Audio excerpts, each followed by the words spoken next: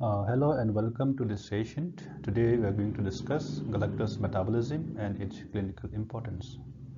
And I am Dr. Niren Singh Koch, Associate Professor. Let us go to the next slide.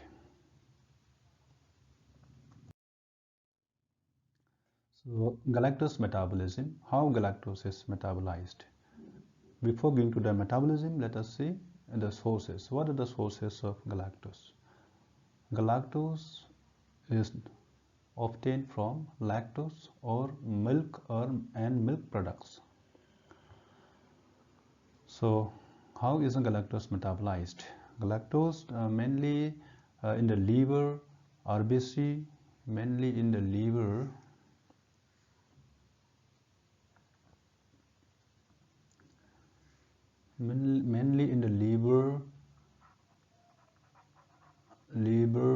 RBC,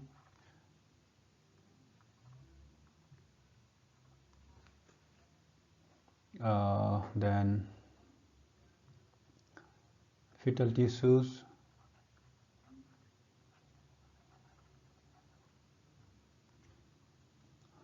okay, mainly the liver, RBC and fetal tissues. Galactose is converted to galactose 1-phosphate. There is phosphorylation of glucose at the first carbon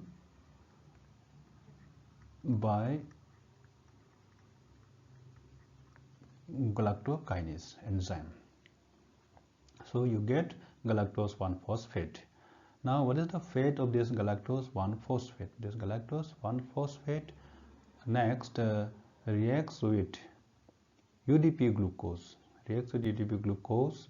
by the enzyme galactose 1-phosphate uridyl transferase. This is a transferase enzyme. So the galactose is transferred to UDP and forms UDP galactose, and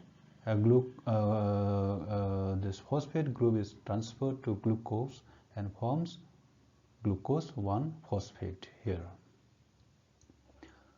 Now, what is the fate of this glucose 1-phosphate? This glucose 1-phosphate will be converted to glucose 6-phosphate by phosphoglucomutase.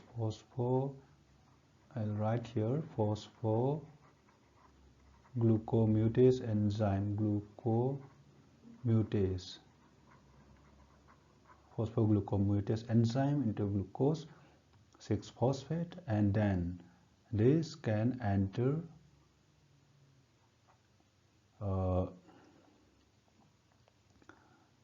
gluconeogenesis part and produce glucose.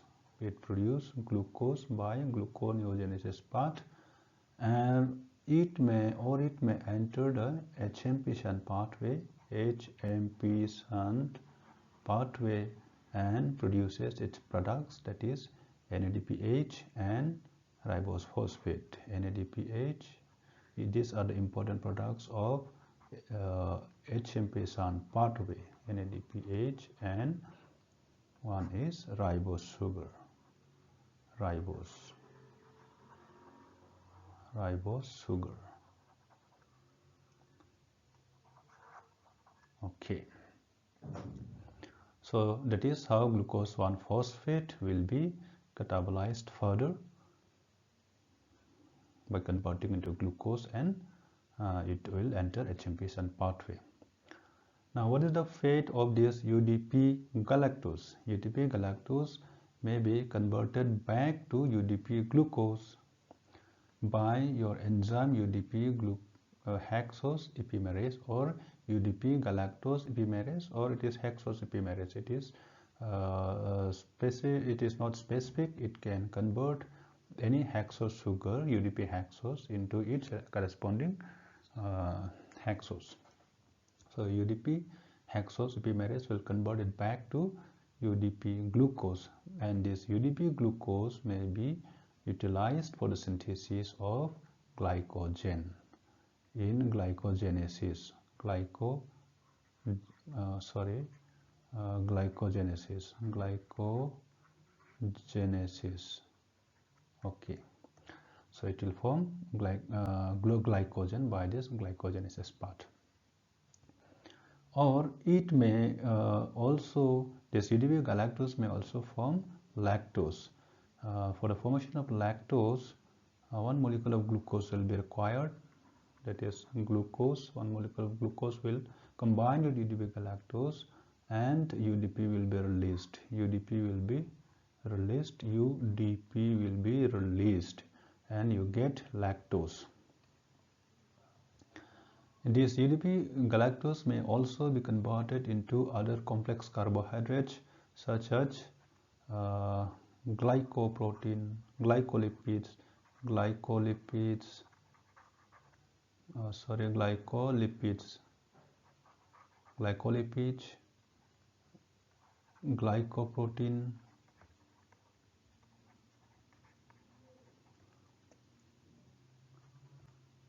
or glycosaminoglycans,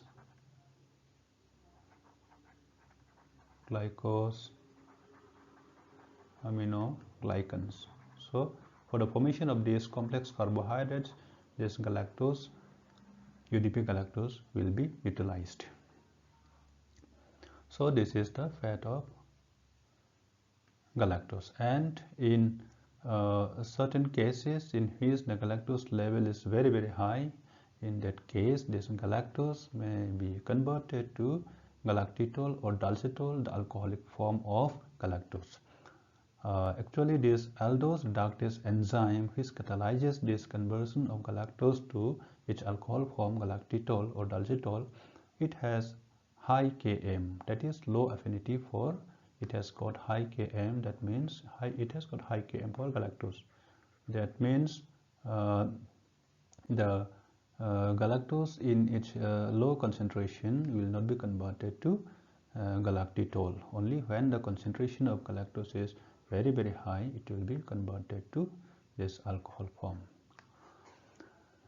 and it will be deposited in the lens, and we'll be discussing about the clinical significance, and then we'll come to this part. Now, what is the clinical significance of this galactose metabolism? Galactose metabolism, it is clinically important because in the deficiency of these enzymes like galactokinase, galactose 1-phosphate uridyl transferase, and UDP hexosubimerase, in the absence of these three enzymes,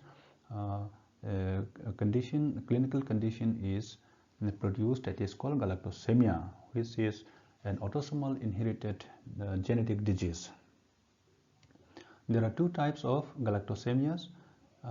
First of all, I'd like to tell the most common enzyme deficiency is galactose 1-phosphate uridyl transferase, and followed by galactokinase, and rarely this epimerase will be deficient. So there are two types of galactosemia. Where shall I write? If the galactokinase is deficient, that is called non-classical galactosemia, galactosemia.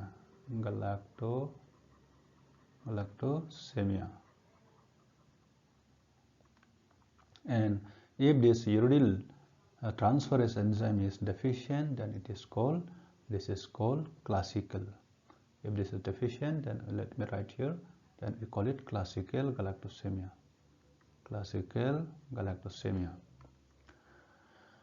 Okay. So in case of non-classical galactosemia, only this galactose will be increased in the blood. The concentration of this galactose will be increased in the blood, and it will appear in the urine, and therefore it will be positive Benedict's test. It will be increased in the urine, leading to Benedict's test positive. And in case of classical galactosemia, there will be increased concentration of this galactose as well as galactose 1-phosphate in the blood, and again they will appear in the urine, and the Benedict's test will be positive for them. Now, this galactose 1-phosphate in classical galactosemia. The symptoms of classical galactosemia are you'll have let me write here symptoms of classical galactosemia symptoms. What are the symptoms of classical galactosemia?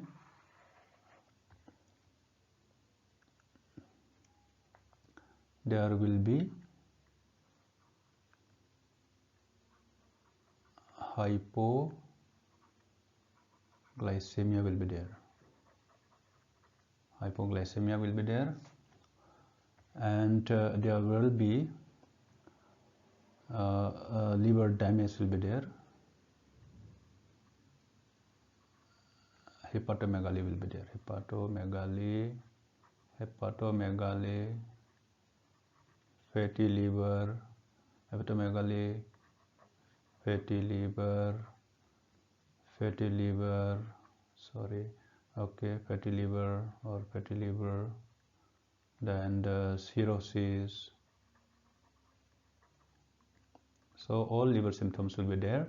There will be hypoglycemia, there will be symptoms of liver disease.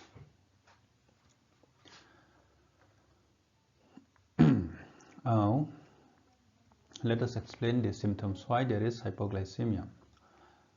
This galactose 1-phosphate can inhibit this galactose 1-phosphate. Let me write down this side. This galactose 1-phosphate can inhibit phosphoglucomutase enzyme.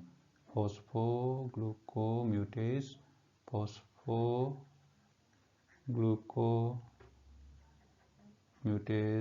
enzyme.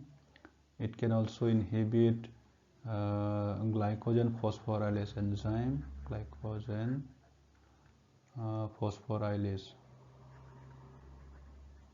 Phosphorylase enzyme. It can also inhibit glucose 6-phosphate dehydrogenase, that is G6PD of HMP shunt. This glycogen phosphorylase, as you know, this is an important enzyme of glycogenolysis. This phosphoglucomutase is an enzyme of glycolysis or gluconeogenesis. Since these both pathways have common enzymes, and this is enzyme of HMP shunt pathway. So since there is deficiency of, since there is inhibition of phosphoglucomutase or this glycogen phosphorylase, so there will be no glycogenolysis or there will be no formation of new glucose. So there is hypoglycemia. And this glucose 6-phosphate dehydrogenase deficiency or inhibition of this enzyme will decrease production of your NADPH. This NADPH production will be decreased. So the NADPH, as you know, it has roles in so many reductive biosynthetic pathways and in conjugation as well. So those pathways will be defective. And moreover, this galactose 1-phosphate, in the form of galactose 1-phosphate, the inorganic phosphates are trapped. So this will lead to hepatomegaly, and hepatomegaly is also because of accumulation of galactose and galactose 1-phosphate, and also because of this what is that? Because of this yes, because of the phosphates, inorganic phosphates are being trapped in the form of galactose 1-phosphate. So this will cause liver disease, cirrhosis ultimately, and patient may die. And so this is the signs and symptoms of this and their explanations. And in regard to the cataract is one of the most important symptoms. I forgot to write here cataract. How cataract is formed, let me explain to you. Cataract, bilateral cataract, this is most important symptom of galactosemia. As I have already said, this aldose reductase has high Km and therefore it has low affinity for galactose. But in galactosemia patient, when this galactokinase or uridyl transferase, these enzymes are deficient, then there is increased concentration of galactose as well as galactose 1-phosphate. There is increased concentration of these two intermediates. So when the concentration is increased, then this aldose reductase will reduce this galactose into galactitol or dalcitol. This is the alcohol form, and these compounds, these alcohol forms of this galactose can accumulate in the lens. It will accumulate in the lens and cause damage to the lens by osmotic damage to the lens, leading to cataract. It is usually bilateral cataract. So this is how the cataract is formed. Hypoglycemia we have explained. We have explained how the hepatomegaly, fatty liver and liver disease occur, and cataract is the three important symptoms of galactosemia. And of course, soon after the ingestion of galactose, the infant or the baby will vomit, and there will be loose motion, and there will be vomiting and loose motion will be there. So this is all about galactose metabolism, and let us take one case scenario and try to explain the symptoms in the patient. And let us see. Case discussion. Here a 3-year-old boy comes to OPD with a large abdomen and history of repeated fainting and difficulty in vision. These are the complaints of the patient. So on examination, liver was found to be enlarged. So there is enlarged liver, that is hepatomegaly. There is bilateral cataract, and laboratory investigations revealed that blood glucose was 56 mg per dl, that is patient is hypoglycemic. The normal blood glucose level is from 70 to 110 mg per dl in fasting. So this is hypoglycemic, and urine there is reducing substances positive. That means Benedict's test for urine is positive. That means there is reducing substances present in the urine. Now, from this history and clinical examination and laboratory investigations, what is the probable diagnosis? Probable diagnosis is, patient is having hepatomegaly. Let me write the symptoms here. Hepatomegaly is there. Hepatomegaly, then cataract, then hypoglycemia. Hypoglycemia is there. Okay. So, and there is presence Benedict's test positive. Benedict's test. Benedict's test is done for reducing substances or reducing sugars. So Benedict's test is positive. So this is probably case of galactosemia. So your answer will be, it is probably case of it is a case of galactosemia. Galactosemia. Okay. So first question is answered. Explain the mechanism of each of the clinical findings in this patient. So we have noted down the clinical symptoms: hepatomegaly, cataract, hypoglycemia, and Benedict's test positive. So hepatomegaly, as I've explained in the previous slide, there is accumulation of galactose. Galactose is accumulated in the liver, galactose and galactose 1-phosphate.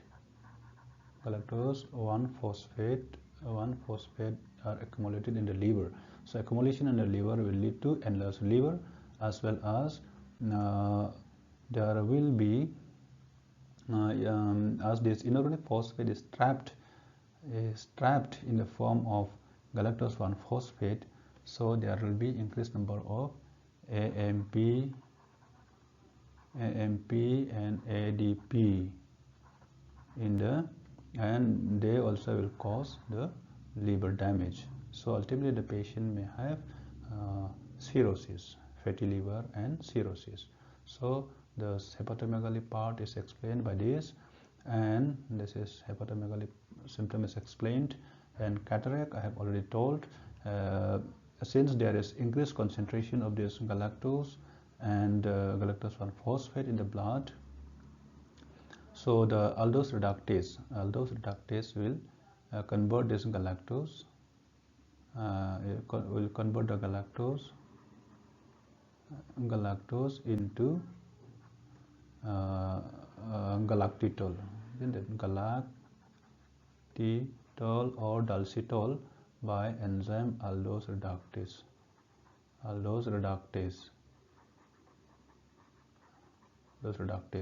and this will deposit in the lens and absorb lots of water by osmosis, into the lens by osmosis, and that will lead to cataract. And hypoglycemia, as we have already discussed, hypoglycemia. Why there is hypoglycemia? Because this galactose 1-phosphate. This is explanation for the second symptom, and for the third one, let me write here.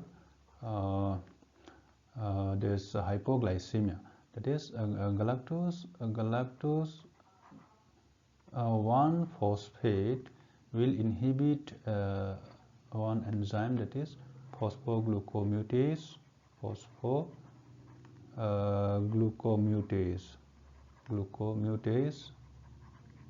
This phosphoglucomutase is an enzyme of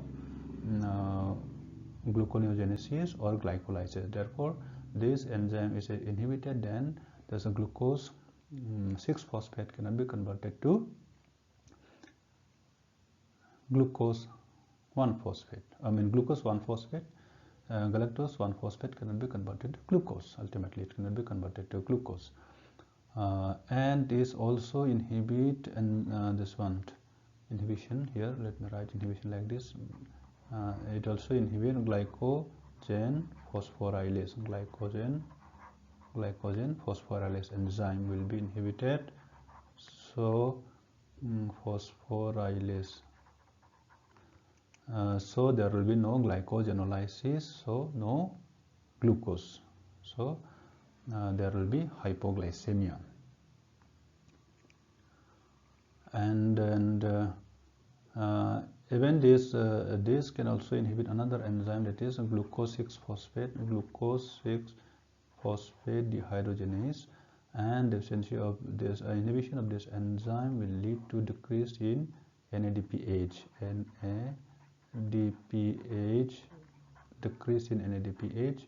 and this will lead to a decrease in reductive biosynthesis of so many metabolic pathways, as well as in the conjugation reaction. There will be many conjugation reactions depend on this.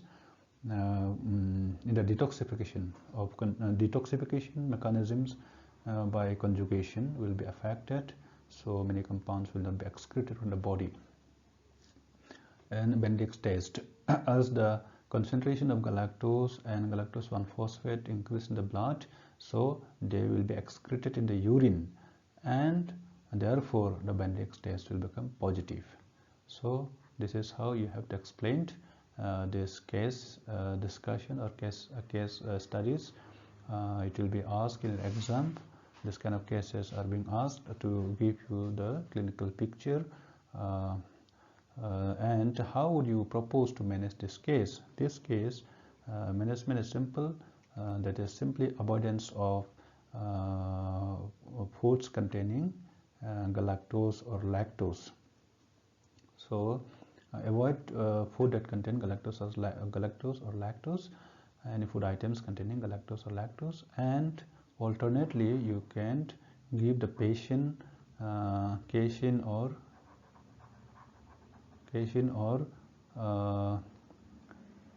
what is that? Casein or soya milk, soya